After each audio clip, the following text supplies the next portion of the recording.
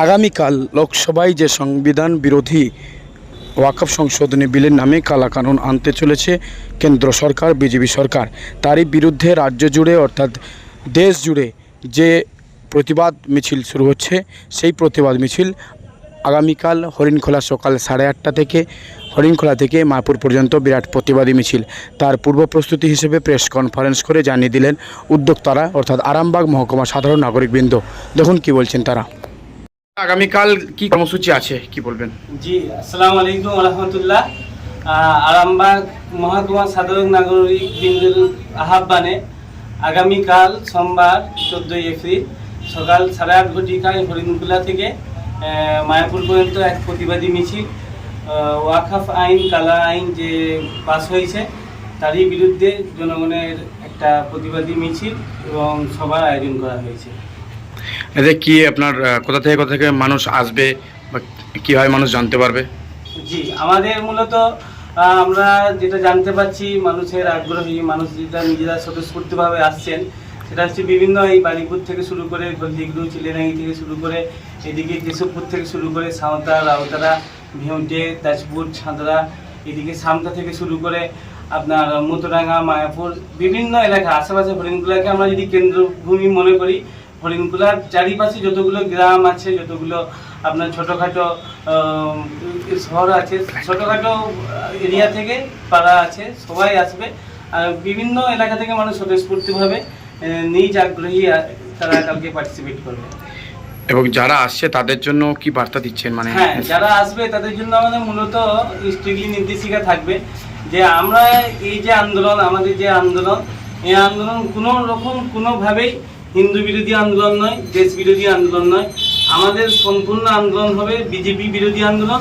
এবং যারা কালা আইন পাস করেছে ক্ষমতার জোরে এবং সংখ্যার জোরে পার্লামেন্টে পাস করেছে, তাদের বিরুদ্ধে আমাদের একটা প্রতিবাদী শান্তি মিছিল এবং গণতান্ত্রিক পদ্ধতিতে, সম্পূর্ণ গণতান্ত্রিক পদ্ধতিতে সকলে শান্তিভাবে জাতি ধর্ম বর্ণ নির্বিশেষে সকল মানুষের উপস্থিতিতে এই প্রোগ্রাম হবে ইনশাআল্লাহ।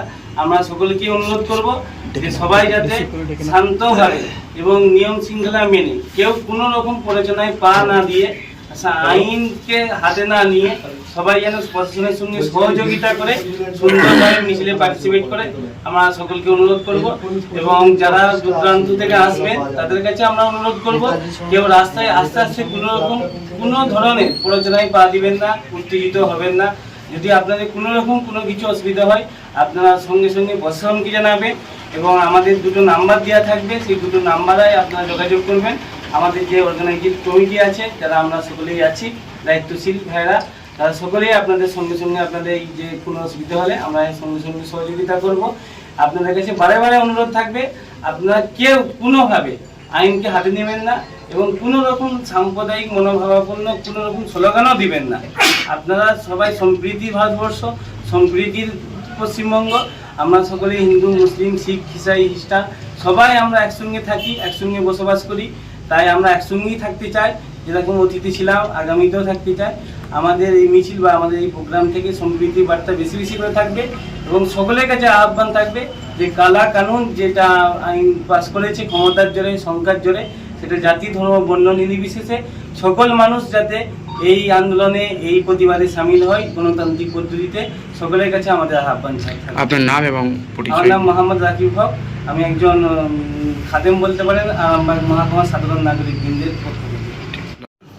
জি, আমাদের মূলত আমরা সজাগ এবং আমরা খুব অ্যাক্টিভ, যাতে কেউ কোনো খারাপ চক্রান্ত না করতে পারে বা এত ভালো জিনিসটাকে ভেস্তে দিতে না পারে। সেই জন্য আমরা প্রশাসনের সঙ্গে অবশ্যই সহযোগিতা করছি এবং তার সঙ্গে আমাদের একটা ভালো টিম, যারা খুবই সজাগ, একটা ভলেন্টিয়ার টিম থাকছে, মনিটরিং টিম থাকছে এবং আমাদের আরেকটা টিম থাকছে যারা টোটাল ম্যানেজমেন্টটা দেখবেন, যে সামনে পিছনে মাঝখানে কোথায় কি হচ্ছে। একটা খুব ভালো একটা টিম থাকছে যারা খুবই সজাগ, যারা কোনো রকম সাম্প্রদায়িক যারা কুলঙ্গার, তারা কোনো রকম চক্রান্ত না করতে পারে। তাই আমরা খুব অ্যাক্টিভ এই বিষয়ে।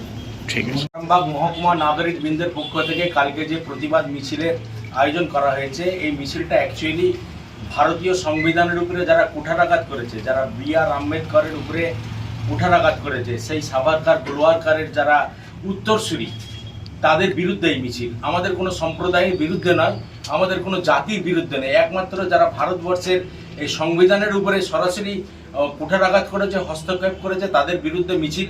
আপনারা সকলেই জানেন যে ওয়াকফ অ্যামেন্ডমেন্ট বিল 2024-এর যে কালকে যে 2025 যে পাস করেছে, এই পাস আমরা মনে করি ভারতীয় সংবিধান বিরোধী।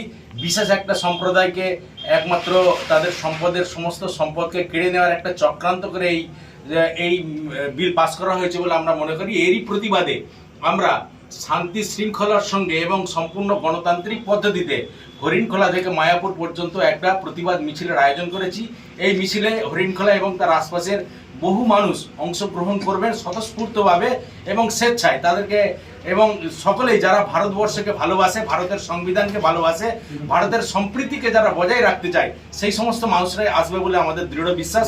এবং আমরা আশা করি আমরা যে এই যে মিছিলের ডাক দিয়েছি, এই মিছিলে আমরা সাকসেস হব। ঠিক আছে, আপনার নাম এবং? আমার নাম খলিল মল্লিক, আমি এই যে অর্গানাইজারদের পক্ষ থেকে